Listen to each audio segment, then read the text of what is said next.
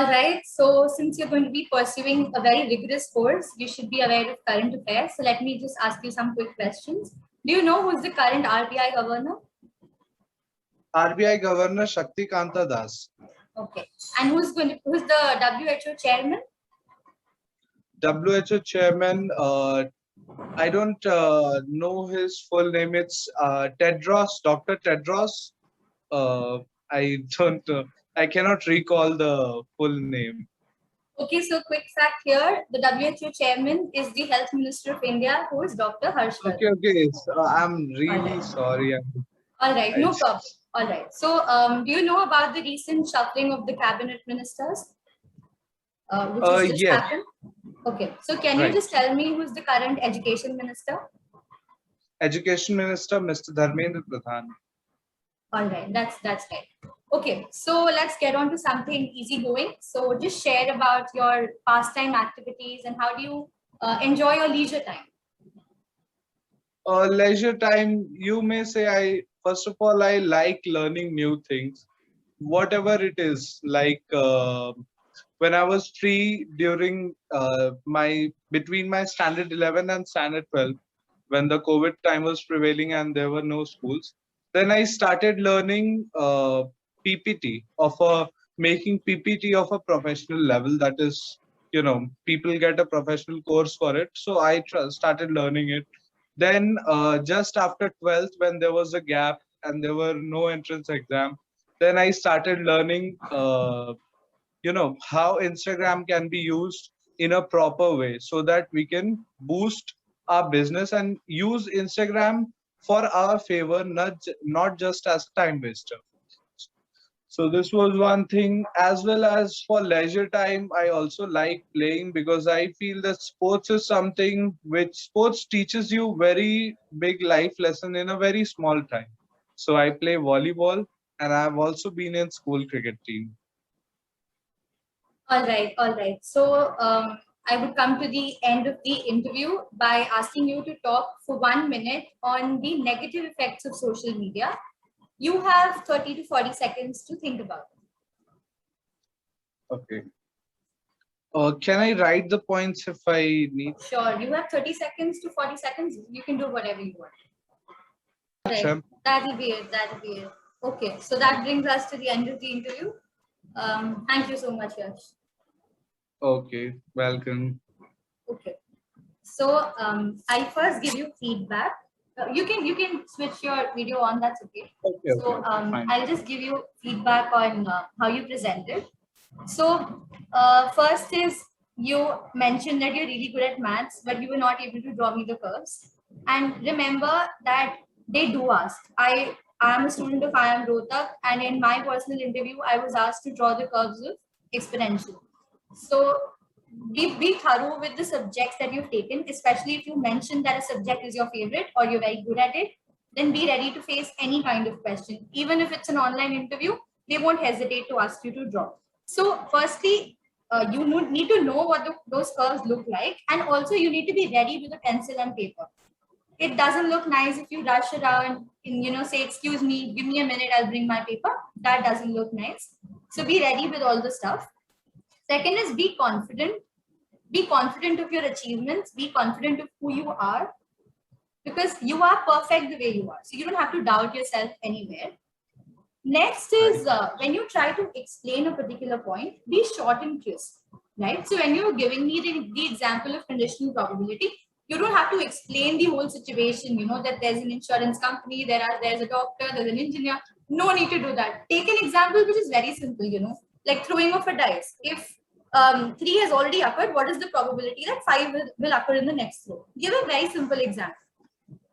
Then when you say that you want to take up IPM as a course, it should be because you really like the course, or you like the structure of the program, the design of the course. It's that you're very academically oriented and you want to do it, not because it's an IIM and getting into an IIM is prestigious enough, right?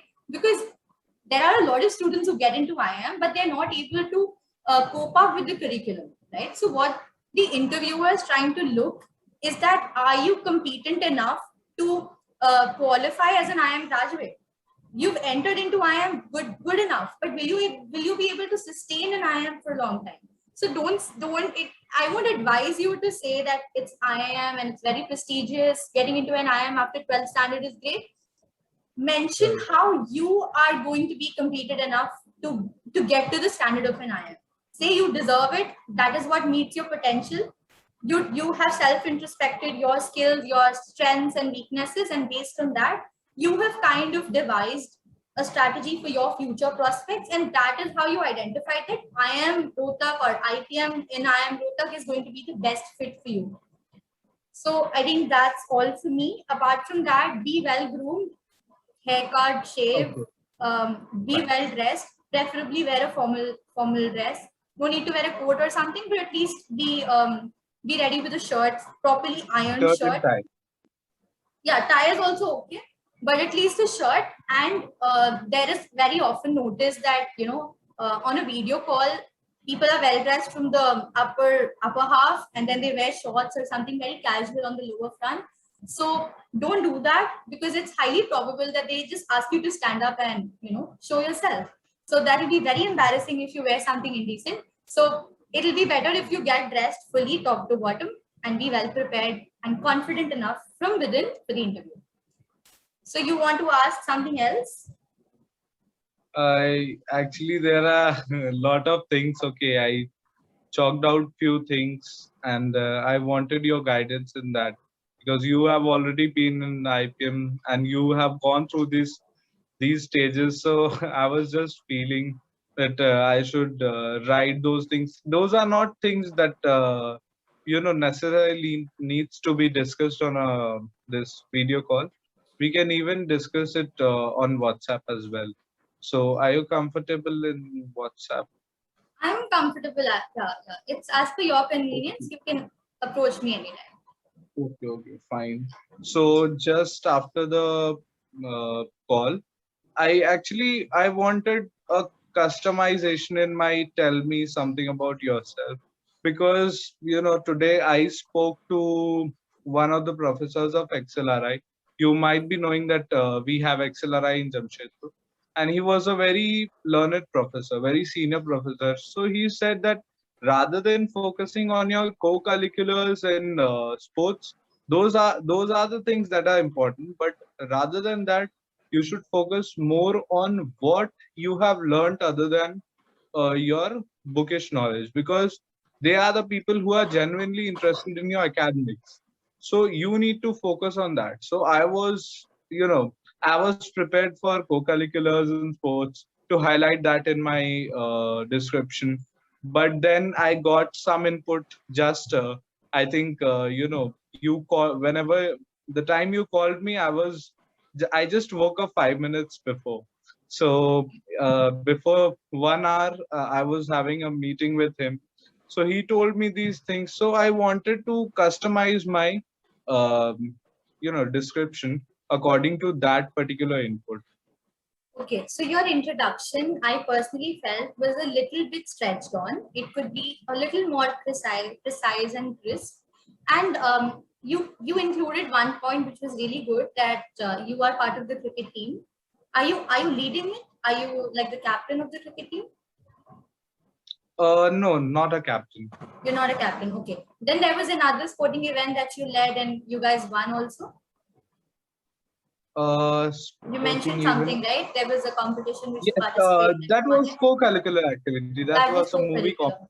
Okay, okay. Yeah. So mention and highlight the fact that you led it and under your leadership you won.